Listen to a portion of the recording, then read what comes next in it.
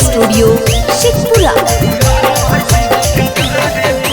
जकरा दम पर कूदो ही बेटा घूमो है हमर सारे पर। जकरा दम पर कूदो ही बेटा घूमो है हमर सारे पर। लखीसराय के छौरा मारो है सीधे कपारे पर। गया जिला के छौरा गोली मारो है सीधे कपारे पर। तोरा जैसन रंगदार के बेटा रखो ही एक बना भारे पर।